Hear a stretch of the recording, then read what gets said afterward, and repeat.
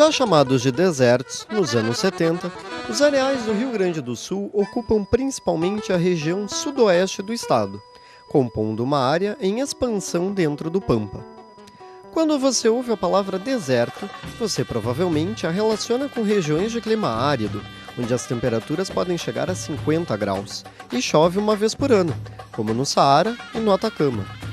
Mas como pode haver áreas semelhantes a desertos em uma região de clima subúmido como o nosso? Será que há diferença entre arenização e desertificação? Desertificação e arenização, não sei qual é a diferença deles. A arenização é quando a areia vai matando em função do vento e calor, ela vai matando a vegetação. E a desertificação vem do desmatamento. Talvez a arenização mais relacionada à erosão e a desertificação com uma coisa da seca. Eu acho que tem a ver com as coisas virando areia, mas eu não sei o que é. Desertificação seria já um ambiente maior, né, com dunas, né, e a arenização seria mais a falta de nutriente do solo. Están sufriendo un proceso de desertificación, como sería tal vez en español, cuando a gente tala a floresta original para criar gado ou cultivar outro tipo de plantas para alimentação, outro tipo dessas coisas. No caso, a arenização é mais relacionado com a formação geológica daquele local. Algum tipo de erosão do solo, e as pedras se tornam fragmentos menores e se torna areia. Aqui no nosso estado, nós temos solos de origem arenosa, né? O arenito basicamente, que é uma rocha, mas esse arenito ele se decompõe muito facilmente e através de processos climáticos especificamente, né? Então esse processo de erosão dessa rocha do arenito é o que gera basicamente os desertos, ou melhor, o processo de arenização que dá origem aos areais, né? Que estão presentes aqui no estado do Rio Grande do Sul. O Pesquisa em Pauta de hoje entrevista a professora Dirce Suertegaray, que trabalhou na URGS durante 27 anos e realizou pesquisas vinculadas ao Instituto de Geociências. Seus principais estudos estão relacionados ao processo de arenização, suas causas e seus efeitos para o ambiente e para o homem. Professora, como é que foi o seu interesse pelo tema da arenização? Esse tema ele me acompanha desde criança. Porque, na verdade, esses areais, né, eles são áreas sem cobertura de campo, onde a areia fica exposta. E eu, quando criança, na minha cidade natal, eu brincava nessas áreas. Inclusive, tem uma pequena poesia que eu relembro isso dizendo que era proibido brincar nessas áreas, né? Especialmente por causa do sol, o sol do meio-dia, e era exatamente quando a família ia para a cesta e eu, então, ia brincar nos areais.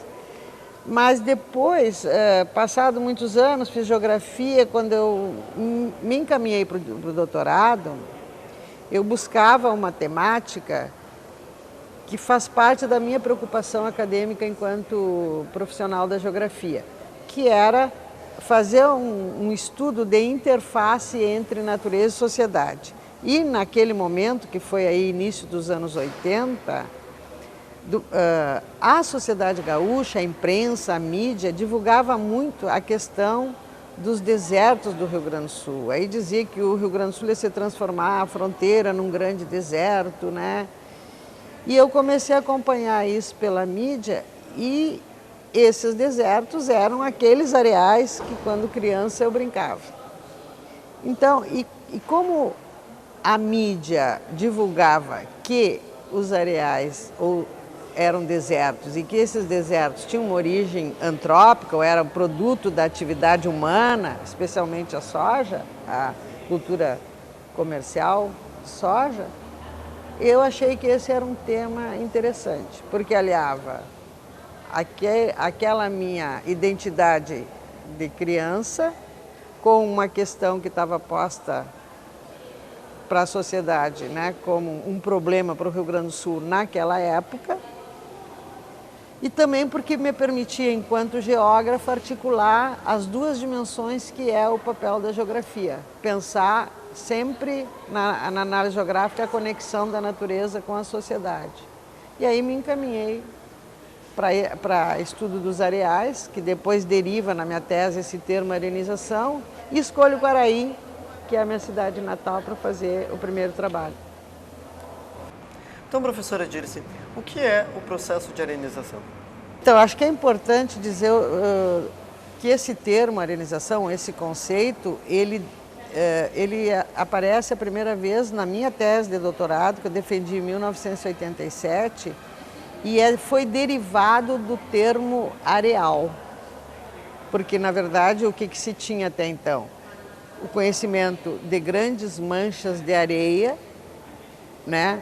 Areia expostas, sem cobertura de campo, expostas à dinâmica da água, ao vento, e que foi, então, definida por alguns pesquisadores da época, né, especialmente o Souto, que é um agrônomo, como um deserto, e que a mídia toma como sendo essa definição para aquelas áreas.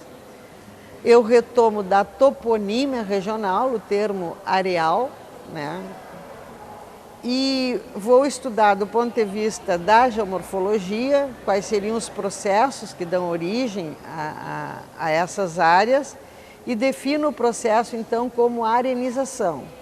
Então, o que seria arenização? Arenização seria um processo de mobilização de areia, né? Que ali eu tenho um substrato arenoso que é totalmente inconsolidado, então tem mobilização da areia a partir de quê? A partir da água, através de escoamento concentrado, formando sulcos, formando ravinas ou vossorocas, em última instância.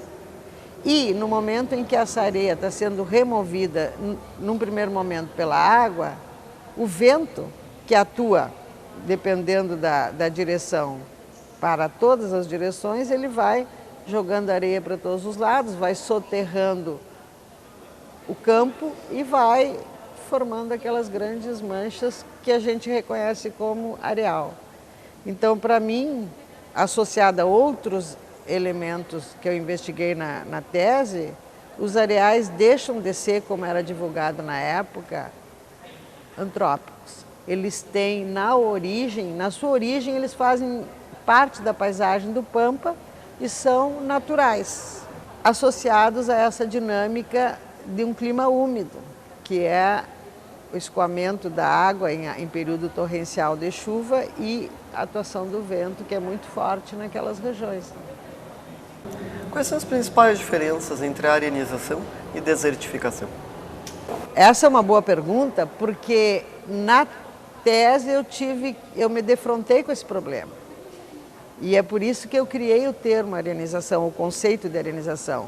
Porque estudando na época o conceito de desertificação, eu percebi que o conceito de desertificação ele é utilizado para determinadas áreas especificamente. Quais são essas áreas?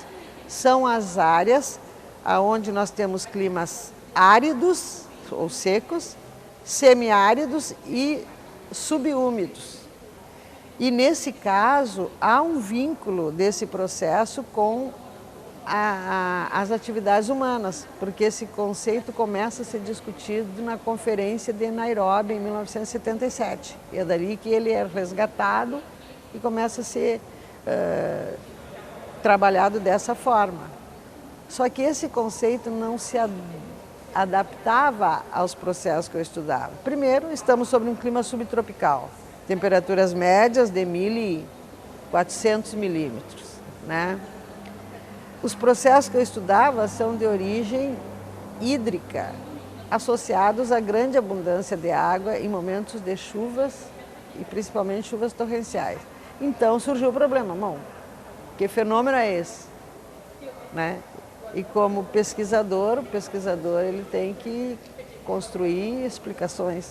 Daí deriva então o termo arenização, que derivou por sua vez do termo areal, que é da toponímia regional. Por quê? Porque antes dessa difusão de que aquelas áreas eram deserto, a população local sempre reconheceu aquilo como areal ou arenal, que é um termo aproximado do espanhol, né? Mas nunca deserto.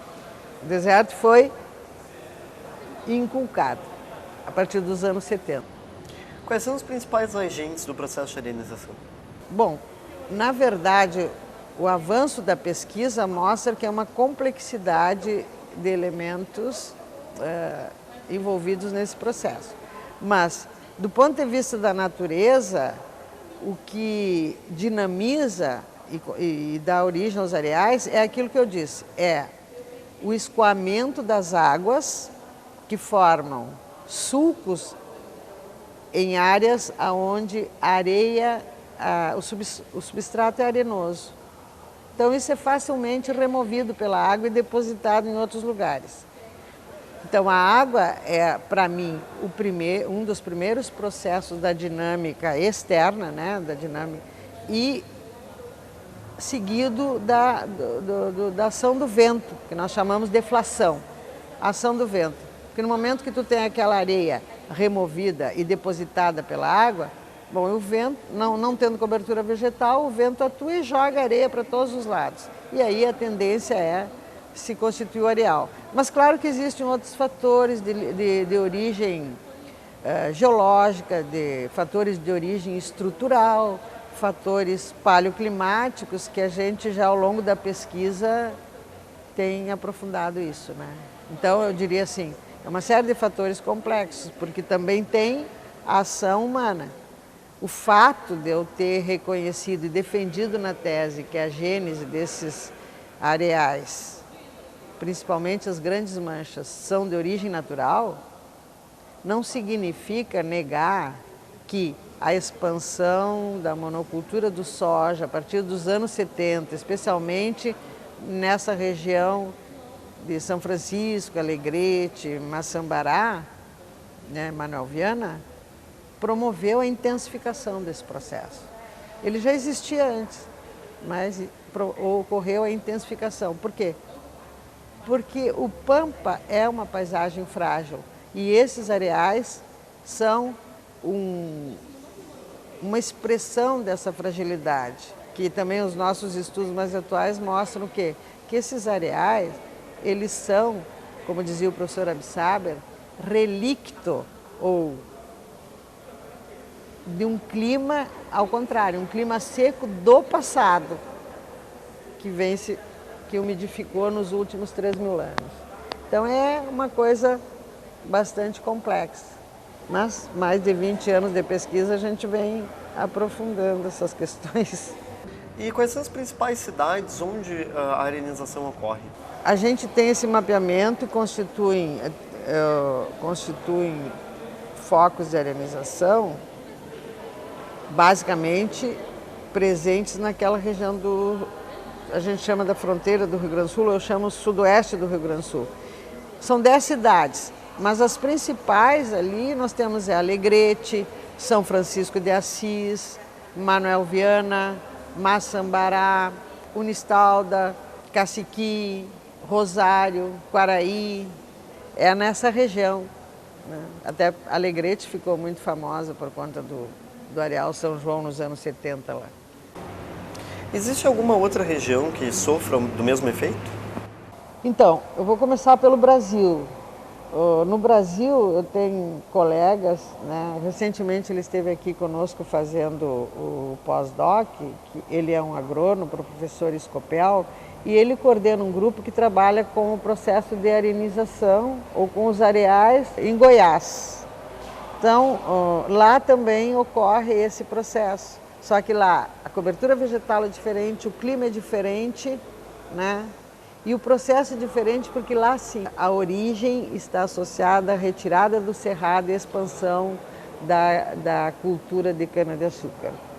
O que tem de comum é os solos arenosos, que são chamados na classificação agronômica pelos neossolos quartzarênicos órticos, ou seja, solos arenosos, solos recentes, e com alta suscetibilidade à erosão. Então, temos em Goiás, esse processo semelhante do Rio Grande do Sul ocorre no Uruguai, né? E também em alguns setores da Argentina, mais próximos às regiões áridas, existe a presença de areais. Mas eu diria que cada uma dessas áreas tem dinâmicas diferentes, então não dá para explicar da mesma forma, né? Os colegas de Goiás estão adotando o conceito de arenização, mas eles já fazem uma releitura desse conceito, né? E tem, por exemplo, uma outra região que ela está associada como área especial no mapa de desertificação do Brasil, só que não é chamado de desertificação, é chamado de área especial, que é aquela região de Tocantins, que eu tenho vários areais expostos, que é Jalapão, né?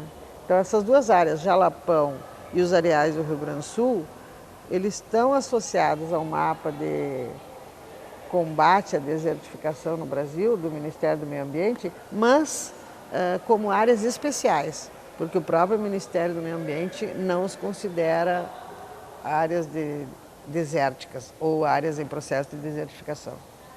Professora Dirce, existe alguma relação entre arenização e mudanças climáticas?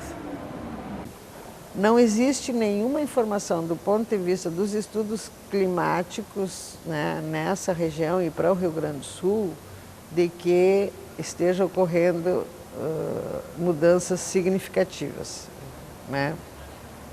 Recentemente, uma aluna nossa, que é também minha filha, a Maíra Rossato, ela defendeu a tese no nosso programa de pós-graduação, fazendo uma nova classificação climática sobre o estado do Rio Grande do Sul. E a análise da dinâmica climática que ela faz nesse trabalho demonstra que a variabilidade de precipitação nos últimos 30 ou mais 60 anos é mínima. Então, nós não temos um indicativo de mudanças climáticas que tenham um vínculo. E também não posso te dizer isso porque esses areais, eles já estão presentes na paisagem do Rio Grande do Sul através de registros dos naturalistas que percorreram o estado no século XIX, desde aquela época, né? Então, eu costumo inverter a situação. Eu costumo dizer que existe, respondendo afirmativamente a tua pergunta, mas ao contrário. Sim, esses areais têm vínculo com as oscilações climáticas, mas não na perspectiva das mudanças da contemporaneidade para o futuro. Eles são relictos de um clima seco, árido ou semiárido do passado. Para encerrar, que desafios a senhora vê para quem quer seguir nessa linha de pesquisa? Olha, eu acho que são muitos, porque eu agora estou encerrando, né? Nós estamos com 23 anos de pesquisa, faz 3 anos que eu estou montando um livro sobre a produção em arenização nesses últimos anos, porque não é uma produção só minha, tem que reconhecer que tem um grupo hoje de pesquisa registrado no CNPq, são muitas pessoas envolvidas, muitos alunos que contribuíram significativamente para esse processo, mas tem muitas questões em aberto. Questões do ponto de vista da gênese desses areais, vinculada a outras dimensões, questões relativas, por exemplo, ao mapeamento dos solos, desses solos quartzarênicos, ou desses solos suscetíveis à arenização, que ainda não foram mapeados, né? Tem questões relativas ao deciframento da evolução paleoclimática, que eu trago esses dados, tenho vários trabalhos nessa ótica, mas é preciso aprofundar. E tem questões relativas a processos do presente. Os usos que estão sendo feitos atualmente são favoráveis, recuperam, reconstituem. Essa região hoje está sendo tomada progressivamente pela expansão de 2 monoculturas. A soja de um lado, que se expandiu muito, apesar dela ser uma das causadoras desse processo, a partir dos anos 70, ela está em expansão hoje. Mas ninguém fala. E a silvicultura de outro lado. Então, esses dois processos monocultores, eles serão responsáveis por uma série de consequências nessas áreas de solos frágeis, né? Então, são caminhos abertos. Tu percebeu que sob diferentes óticas, tanto pelo estudo da dinâmica específica da natureza, quanto dessa questão que eu digo que é extremamente geográfica, de compreender como o homem usa o seu espaço, como transforma para o bem ou para o mal. Professora Dirce, muito obrigado pela entrevista.